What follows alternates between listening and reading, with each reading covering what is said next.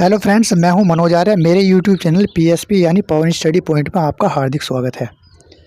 मैं आपके लिए लेकर आया हूं जनरल साइंस के 500 प्लस एमसीक्यू की सीरीज़, जो आपके आने वाले कॉम्पिटिशन एग्ज़ाम के लिए महत्वपूर्ण होने वाले हैं। यह सीरीज़ का पहला पार्ट है। इस वीडियो को लास्ट तक देखें। आइए शुरू करते हैं। पहला क्वेश्चन है, एंजाइम क्या होते हैं। 4 ऑप्शन दिए हुए हैं: प्रोटीन, लिपिड, स्टेरॉयड या कार्बोहाइड्रेट। दोस्तों, आप भी गैस करके इस प्रश्न का उत्तर कमेंट सेक्शन में कमेंट करके मुझे बता सकते हैं। तो बताइए क्या है इसका आंसर। इसका आंसर होगा option number A, protein. Enzyme मुख्यतः प्रोटीन होते हैं। प्रोटीन क्या होते हैं? प्रोटीन जो होते हैं वो जटिल कार्बनिक पदार्थ होते हैं। जटिल कार्बनिक पदार्थ प्रोटीन बनाने में 20 प्रकार के एमिनो अम्ल भाग लेते हैं। जो हमारे शरीर जो होता है, हमारे शरीर का मूलभूत ढांचा प्रोटीन के द्वारा ही निर्मित किया जाता है। और ये एंजाइम है। अब एंजाइम का कार्य क्या होता है? किसी भी जीव में होने वाली रासायनिक अभिक्रिया को उत्प्रेरित करता है एंजाइम। उत्प्रेरित का मतलब है रासायनिक अभिक्रिया को या तो बढ़ा देता है या रासायनिक अभिक्रिया को प्रारंभ करता है। अब प्रत्येक जीव में एंजाइम का निर्माण होता रहता है। हमारे शरीर में अगर एंजाइम का निर्माण ना हो तो फिनाइलकीटोनूरिया एक रोग होता है, वो रोग हो जाता है। इस रोग में मस्तिष्क का विकास रुक जाता है, और मस्तिष्क का विकास रुकेगा तो पूरे संपूर्ण शरीर का विकास रुक जाएगा। ठीक है, तो एंजाइम हमारे शरीर के लिए बहुत ही महत्वपूर्ण रोल प्ले करते हैं। तो चलते हैं अगले क्वेश्चन की तरफ। अगला क्वेश्चन है, निम्न में से कौन सा तत्व सर्वाधिक विद्युत ऋणात्मक है? क्लोरीन, ऑक्सीजन, फ्लोरीन या सोडियम। बताइए दोस्तों, इसका आंसर क्या होगा? इसका आंसर होगा ऑप्शन नंबर सी, फ्लोरीन। दोस्तों, फ्लोरीन जो होता है वो सर्वाधिक विद्युत ऋणात्मक तत्व होता है। अब आपके सामने एक शब्द आया है विद्युत ऋणात्मक। ये क्या होता है? दोस्तों, जब भी सहसंयोजक बंध बनता है तो उसमें कोई ना कोई परमाणु या तो इलेक्ट्रॉन लेता है या देता है। अब जो परमाणु इलेक्ट्रॉन ग्रहण करता है, अधिक से अधिक इलेक्ट्रॉन जो ग्रहण करता है वो सबसे ज़्यादा विद्युत ऋणात्मक होगा। तो फ्लोरीन जो परमाणु है या तत्व है, ये सबसे ज़्यादा इलेक्ट्रॉन को अपनी ओर आकर्षित करता है। इसलिए इसको क्या कहा गया है? सबसे अधिक विद्युत ऋणात्मक तत्व कहा गया है। ठीक है दोस्तों, चलो चलते हैं अगले नेक्स्ट क्वेश्चन की तरफ। अगला क्वेश्चन है, ओजोन परत अपक्षय मुख्यतः किस कारण से होती है? रेडियोधर्मी किरण, क्लोरोफ्लोरोकार्बन, ज्वालामुखीय उद्भेदन या विमानन ईंधन। बताइए दोस्तों, इसका आंसर क्या होगा? इसका आंसर होगा ऑप्शन नंबर बी, क्लोरोफ्लोरोकार्बन।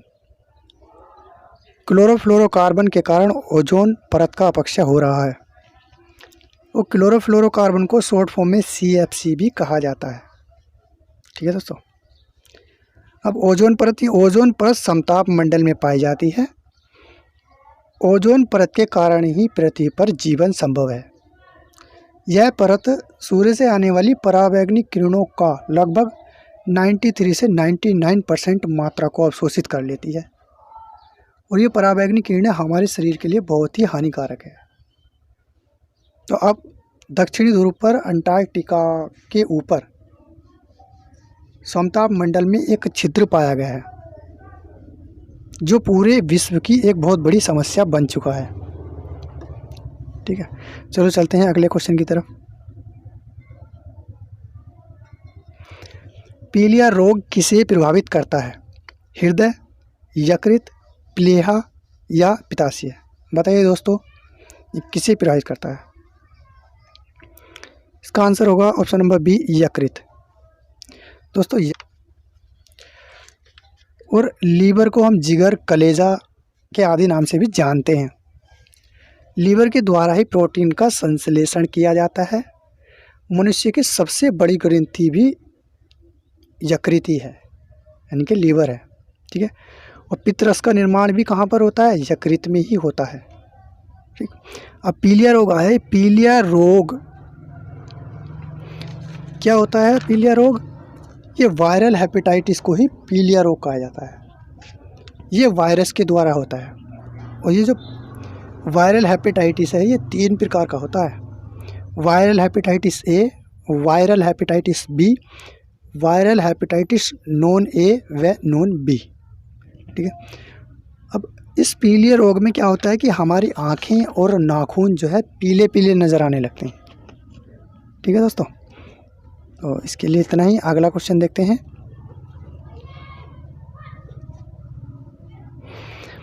अगला क्वेश्चन है, हास्य गैस का रासायनिक सूत्र क्या है?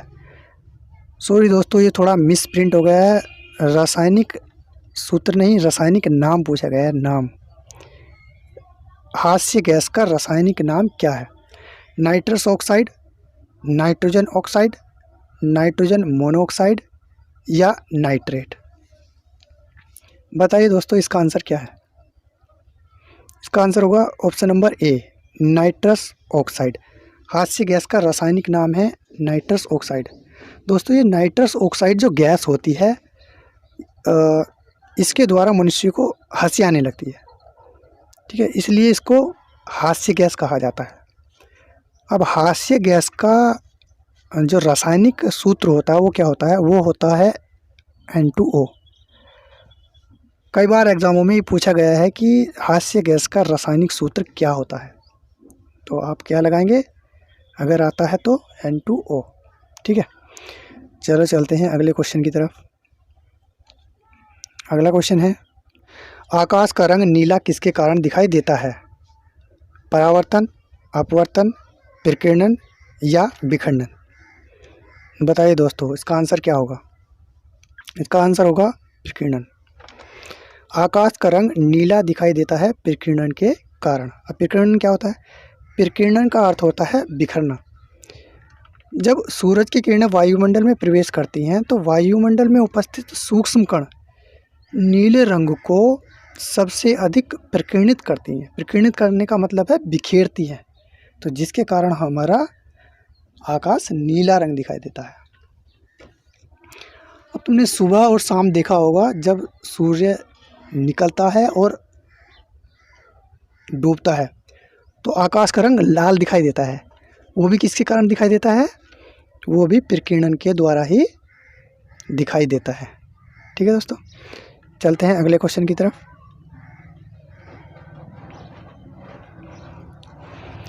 जल का घनत्व होता है 4 डिग्री सेल्सियस पर अधिकतम, -4 डिग्री सेल्सियस पर अधिकतम, या प्रत्येक तापमान पर, या 100 डिग्री सेल्सियस पर अधिकतम?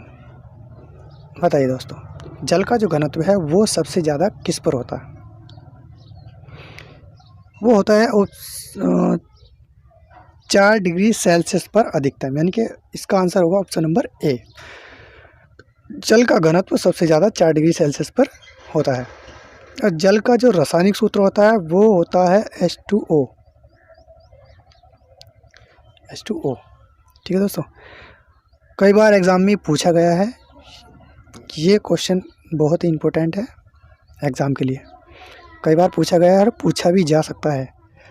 नेक्स्ट क्वेश्चन को देखने से पहले मैं आपसे कुछ कहना चाहता हूं कि अगर आपको मेरी वीडियो अच्छी लगे तो लाइक करें और चैनल को सब्सक्राइब करें। बेल आइकन को दबाना न भूलें ताकि मेरी नेक्स्ट वीडियो का नोटिफिकेशन आपको मिलता रहे। और हाँ, आपका लाइक ये हमें मोटिवेट करता है वीडियो को बनाने के लिए। आप इसी तरह हमें मोटिवेट करते रहें और मैं आपके लिए इस तरह की वीडियो लाता रहूँगा। चलो चलते हैं नेक्स्ट क्वेश्चन की तरफ। ध्वनि की गति अधिकतम होती है ठोस में, तरल में, गैस में, या सभी दशाओं में बराबर? इसका आंसर होगा ऑप्शन नंबर ए, ठोस में। ध्वनि की गति अधिकतम ठोस में होती है, तरल और गैस की अपेक्षा। ठोस में जो कण होते हैं वो आपस में चिपके होते हैं, बहुत नज़दीक होते हैं, इसलिए ध्वनि की गति बड़े आसानी से हो जाती है। तरल और गैस में कण जो है एक दूसरे से काफ़ी दूर होते हैं, जिसके कारण ध्वनि की गति में बाधा उत्पन्न होती है। ध्वनि की गति के लिए कणों का होना बहुत ही ज़रूरी है। कणों के माध्यम से ही ध्वनि गति करती है। चलो चलते हैं अगले क्वेश्चन की तरफ।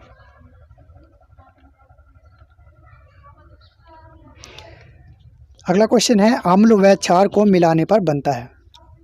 बताइए दोस्तों, नमक व जल, क्षार व जल, अम्ल व जल या उपरोक्त में से कोई नहीं।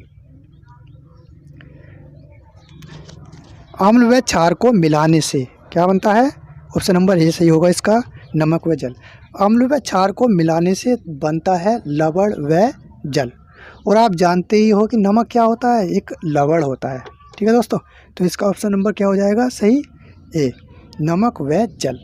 ठीक है, चलो चलते हैं अगले क्वेश्चन की तरफ। ये भी अच्छा क्वेश्चन है, एग्जाम में आने लायक है, पूछा जाता है, तो इसको भी आपको याद रखना है। रिकेट्स किस विटामिन की कमी के कारण होता है? ये रिकेट्स रोग जो होता है, रिकेट्स रोग को सूखा रोग भी कहा जाता है। क्या कहा जाता है? सूखा रोग। ये अधिकांश बच्चों में होता है। भोजन में पोषक तत्वों की कमी के कारण ये रोग होता है।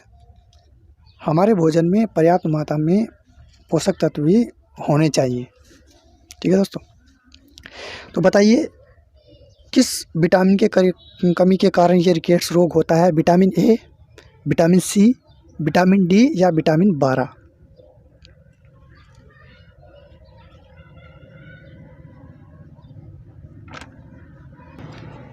इसका आंसर होगा विटामिन डी के द्वारा, यानी कि option number C, vitamin D के द्वारा रिकेट्स रोग होता है। और विटामिन ए के द्वारा कौन सा रोग होता है? विटामिन ए के द्वारा होता है रतौंधी, ये आंखों का रोग होता है। विटामिन सी के द्वारा कौन सा रोग होता है? स्कर्वी रोग होता है। ये भी बहुत कई बार पूछा जाता है एग्जाम में, स्कर्वी। ठीक है दोस्तों, स्कर्वी रोग होता क्या है कि हमारे मसूड़े जो होते हैं वो सूजने लगते हैं और दांत जो है हमारे बाद में गिरने लगते हैं। ठीक है, और विटामिन B12 के द्वारा गैस का बनना, पेट की बीमारी, खून में कमी व पाचन तंत्र में गड़बड़ी आदि रोग होते हैं। ठीक है, चलो चलते हैं अगले क्वेश्चन की तरफ, देखते हैं अगला क्वेश्चन क्या है। वायुमंडल में सर्वाधिक कौन सी गैस पाई जाती है? ऑक्सीजन, नाइट्रोजन, हाइड्रोजन या ओजोन? दोस्तों, हमारे वायुमंडल में विभिन्न प्रकार की गैसें पाई जाती हैं। आपको बताना है कि सबसे ज़्यादा कौन सी गैस पाई जाती है। कौन सी गैस पाई जाती है? सबसे ज़्यादा जो पाई जाती है वो होती है nitrogen gas. Option number B, nitrogen. वायुमंडल में 78% नाइट्रोजन गैस पाई जाती है और 21% ऑक्सीजन गैस पाई जाती है। अगर कार्बन डाइऑक्साइड की बात करें तो 0.003% कार्बन डाइऑक्साइड गैस पाई जाती है। इसके अलावा अन्य गैसेस भी वायुमंडल में पाई जाती हैं। चलो देखते हैं क्वेश्चन नंबर 12। शुद्ध जल का पीएच मान कितना होता है? 7 से कम, 7 से अधिक, 7 के बराबर या इनमें से कोई नहीं? इसका आंसर होगा ऑप्शन नंबर सी, 7 के बराबर। दोस्तों, जनरली जो हम पानी पीते हैं वो पानी शुद्ध नहीं होता है, लेकिन शुद्ध जल का जो पीएच मान होता है वो 7 होता है। थोड़ा पीएच स्केल के बारे में आप लोगों को बता देता हूँ। ये पीएच स्केल 0 से लेकर के 14 तक होता है, 0 से लेकर 14 तक। किसी भी विलयन का अगर पीएच मान 7 होता है तो वो उदासीन होता है। अगर पीएच मान 7 से कम होता है तो वो अम्लीय होता है, और अगर 7 से अधिक होता है तो वो विलयन क्षारीय होता है। कई बार ये क्वेश्चन पूछा जाता है कि पीएच 5 वाले विलयन की प्रकृति बताइए, अम्लीय है या क्षारीय है। अगर आपको ये पीएच स्केल पता होगा तो आप आसानी से बता सकते हैं कि ये अम्लीय होगा या क्षारीय होगा। ठीक है दोस्तों, चलो चलते हैं अगले क्वेश्चन की तरफ। अगला क्वेश्चन एंड फाइनल क्वेश्चन है और ये है आप लोगों के लिए। आपको इसका आंसर मुझे देना है कमेंट सेक्शन में कमेंट करके। क्वेश्चन है, रॉकेट किस सिद्धांत पर कार्य करता है?